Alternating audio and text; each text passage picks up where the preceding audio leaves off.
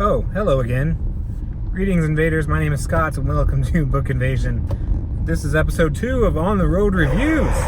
This was filmed the same day I did episode 1 on my way to work. Right now, I'm on my way home from work, going about 20 miles an hour down the freeway. Love it. Today, we're going to be talking about The Girl Who Can Move Shit With Her Mind by Jackson Ford.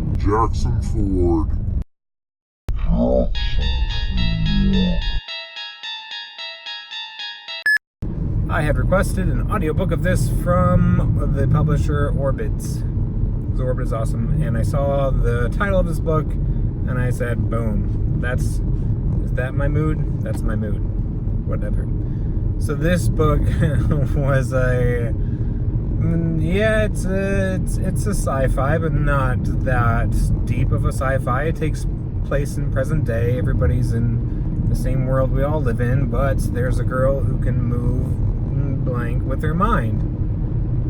That's not a big deal, right? There's no flying cars. We're not on other planets or galaxies, and so on and so forth. So it's more of just an action fiction type of book. It tells the story of Tegan, our main character, but that's not really her real name, and the group of government employees that she is contracted to work with for certain jobs of perhaps a questionable nature, but they are doing good for the world, I suppose, and doing good for the population. The overall theme of the book is that after I had read this, I was like, wow, that was really cool. And then Stranger Things came out, and I was like, you know what? This book could possibly be, when Eleven from Stranger Things, when Eleven is like in her late 20s, living in LA, working for the government with kind of a miscreant crew of other characters that run these heist jobs. It's plausible.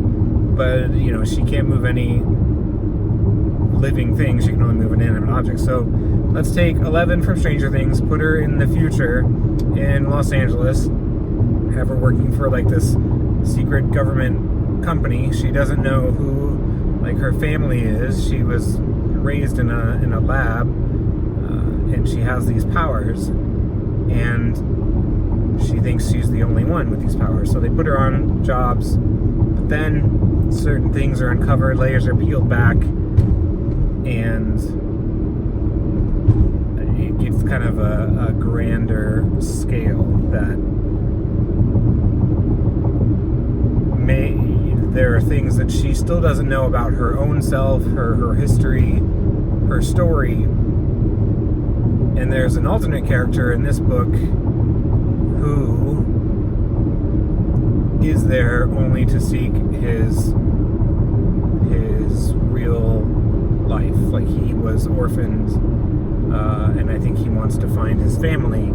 So his quest is that, people can't really understand themselves until they know where they came from, until they have an origin story. So the alternate character, the antagonist of the book, meets up with kind of this hoodlum gangster guy, and this hoodlum gangster kind of trains him to strengthen his powers, and takes him to a junkyard and says, yeah, you can throw hubcaps around, that's great, but when we're out on a job, we're not going to have hubcaps just available, so you got to figure something else, make yourself stronger, pick up this car and start doing these things. So this person's out there unbeknownst to Tegan, and he's kind of honing his powers in order to do the bidding of this gangster guy, so that the gangster's kind of blackmailing him and finding out information about his parents, and he won't give him that information until he does what he says, essentially. So there's that, the yin and the yang part of this, and you try to figure out where these people came from, and then how they came to be, who's creating these people with these powers, how are they getting the powers. So those are kind of the questions that are popping up throughout the book. Meanwhile, they're being chased by conflicting forces through the city, and it's a really good action book with a touch of, the very light sprinkling of sci-fi, which is just primarily the psychokinesis thing. There's nothing else that's far-fetched or futuristic about it. So overall, I enjoyed it. It had a good snarkiness to it. It had some good action pieces to it.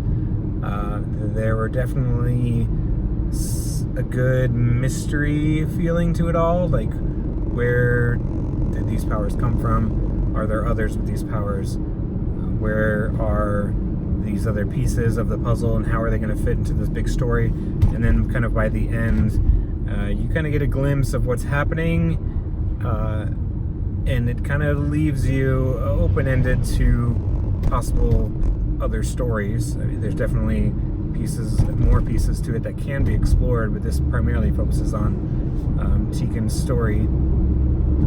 So there's a realm of things that